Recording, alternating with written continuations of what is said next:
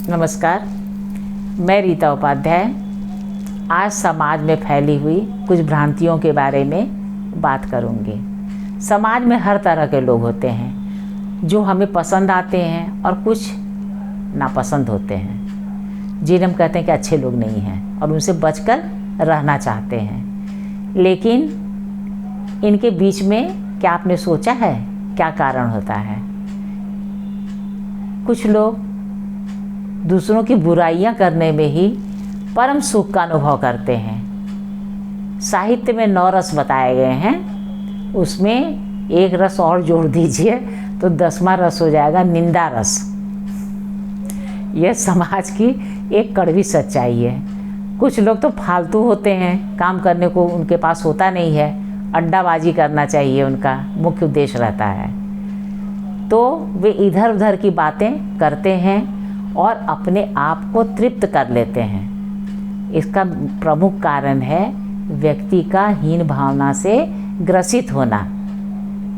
और ऐसे लोग दूसरे में मीन मेख निकालकर बहुत ही खुश होते हैं, सोचते हैं उन्हें सबको तमगा देने का अधिकार है। ऐसे लोगों से हम जैसे लोग बच कर ही रहते हैं, सोचते हैं इनसे फालतू बात करके अपनी मानसिक अशांति कौन बढ़ाए।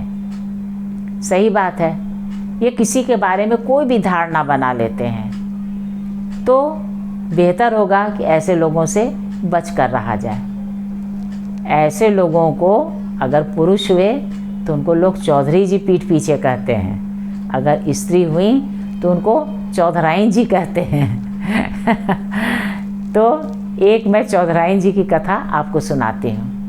मेरी एक परिचित हैं, वे वर्किंग हैं और बहुत खूबसूरत भी हैं, अच्छे सरकारी ओहदे पे हैं, उनका अहंकार चरम सीमा पर है, वे अपने को परम ज्ञानी समझती हैं और किसी को कुछ भी बोल देती हैं, ये नहीं सोचती हैं कि दूसरों को सुनकर कैसा लगेगा।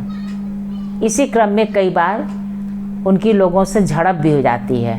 हर तरह के लोग होते हैं, कुछ लोग उन्हें बुरी तरह डांट देते हैं तो वे उनकी चापलूसी करके उन्हें मना भी लेती हैं, और लेकिन पीठ पीछे खूब बुराई करती हैं। उनके मनोरंजन का एक और अच्छा साधन है, वे लोगों को आपस में लड़वाती भी हैं और बाद में अनजान बन जाती हैं। तो मैंने सोचा कि आखिर इनका मनोविज्ञान क्या कहता है। मैंने उनके मनोविज्ञान को टटोलने की कोशिश की, हालांकि मैं उनसे बात करना पसंद नहीं करती। जब मैंने उनके मनोविज्ञान को टटोला तो देखा कि वाकई बहुत दुखित हैं। उन्हें घर में प्रताड़ित किया जाता है और घर में उनके बच्चे, उनके पति, कोई भी उन्हें नहीं समझते हैं। वे घर की इकलौती कमाने वाली सदस्य हैं, लेकिन जब तनख्वाह उनके पास आती है तो उनके पति उनसे तनख्वाह ज़बरदस्ती ले लेते हैं। उनके पास नाम मात्र की तनख्वाह रहती है, वो बेचारी बहुत ही दुखी रहती हैं। एक दिन वे मुझसे बात करते करते रोने लगी। मैंने उन्हें समझाया कि देखिए इस तरह मत क्या करिए, समाज में आपकी छवि खराब होती है। तो कहा कि क्या करें भाभी जी, हम तो बहुत परेशान रहते हैं, आप ही से कह रहे हैं कृपया आप मत बताइएगा। उनका नाम मैं सार्वजनिक नहीं करना चाहती हूँ, लेकिन आप देखेंगे इसी तरह के चौधराइन और चौधरी जी हमारे समाज में मिल जाते हैं। उन्हें लोगों की समस्याओं को ज़बरदस्ती सुलझाने का अधिकार है। एक कहावत है ना, मान न मान मैं तेरा मेहमान, यही स्थिति उनकी है। तो कृपया ऐसे चौधरी जो होते हैं वे अपने मनोस्थिति को बदलें, नहीं तो कभी कभी बहुत ही विषम परिस्थिति हो जाती है। अच्छा, चौधराइन जी जो हैं वे बहुत थकी मांदी रात में करीब 7 बजे लौटती हैं, लेकिन चूँकि उन्हें बाहर का प्रपंच भी संभालना है, वे बाहर खड़ी होकर इधर उधर ताक झांक करती रहती हैं। इसी ताक झांक के क्रम में उन्हें अपने घर के हालत का ही पता नहीं चला। एक दिन 10 बज गए, लड़की नहीं लौटी, वो परेशान हो गई। तो पता चला लड़की किसी के साथ भाग गई है। लड़की ने फ़ोन करके कहा कि ऐसा है, अब हम लोग तुम्हारे घर में नहीं रहना है। वे परेशान हो गई। अब तक तो दूसरे के घर की अफवाहों को उड़ाया करती थी, अब उनके घर की चर्चा होगी। तो वे 2 दिन घर से गायब हो गई। और जब वे लौटी, 2-4 लोगों ने पूछा कि क्या हुआ, आप दिखाई नहीं थी? तो बोली कि अरे मैं लड़के के लिए बात करने गई थी, बहुत अच्छा लड़का मिल गया। चूँकि उसकी माँ बहुत बीमार थी, मरना सन्न थी, इसीलिए उन्होंने चटपट शादी कर ली। तो मैंने भी जल्दी शादी कर ली। अब लड़की आएगी तो आप लोगों से मिलवाऊंगी। कुछ लोगों को पता चल गया था, तो लोग दबी दबी हंसी हंस रहे थे। उन्होंने देखा, उन्हें कुछ ऐसा भान हुआ, अंदर चली गई।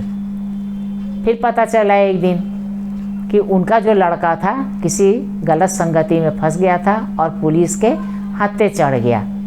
वह एक चोरी के सिलसिले में पकड़ा गया था। अब वो बेचारी बहुत परेशान हुई, लगी खूब रोने। फिर मैंने उन्हें समझाया एक दिन कि देखो ऐसा मत करो, इससे हमारे ग्रह भी खराब होते हैं, परेशानी भी झेलनी पड़ती है। अपने घर की ओर ज़्यादा ध्यान दो। लेकिन चौधरी जी न तो बाज आने वाले, ना और ही चौधराइन जी बाज आने वाली थी। एक दिन किसी की लड़की घर से भाग गई। उनके पिता बेचारे पूछने आए कि मेरी लड़की आपके घर तो नहीं आई। अब चौधराइन जी की लड़की भी घर से भागकर शादी कर ली थी। वो भूल गई। उन्हें बड़ा आनंद आया। कहा कि नहीं नहीं, और खोद खोद के सवाल पूछने लगी, मजाक उड़ाने के स्वर में। जो आए थे पूछने, उन्हें बहुत बुरा लगा, बेचारे चले गए। और जैसे वो 2 कदम भी नहीं चले थे, लोगों को बुला बुला के कहने लगी कि देखो देखो इसकी लड़की भाग गई है। तो मैंने कहा कि देखो प्लीज़ ऐसा मत कहो, बहुत बुरा असर होता है, ऐसा नहीं कहना चाहिए। उसी समय उनकी जो छोटी लड़की थी वह भी घर से भाग गई और 4 दिन बाद देखा वह मांग में सिंदूर भरे हुए रिक्शे से उतर रही थी।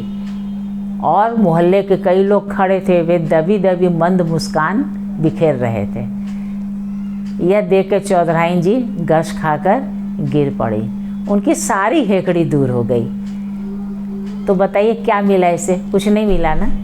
बुरे कर्मों का बुरा ही नतीजा होता है। अगर आप किसी के बारे में गलत बातें करेंगे तो ग्रहों का प्रभाव आप पर भी बुरा होगा और आपका घर भी बर्बाद होगा। इसीलिए आपसे प्रार्थना है कि प्लीज़ मोहल्ले के चौधरी और चौधराइन मत बनिए। सामान्य नागरिक का जीवन जिए और जीवन का आनंद उठाइए तथा खुश रहिए। बताइए ये गपशप आपको कैसी लगी? ये ज्वलन समस्या आज के समाज के, कृपया इस पर ध्यान दीजिएगा। अगर आपको मेरी गपशप अच्छी लगी तो कृपया इसे लाइक और सब्सक्राइब अवश्य करिएगा। नमस्कार।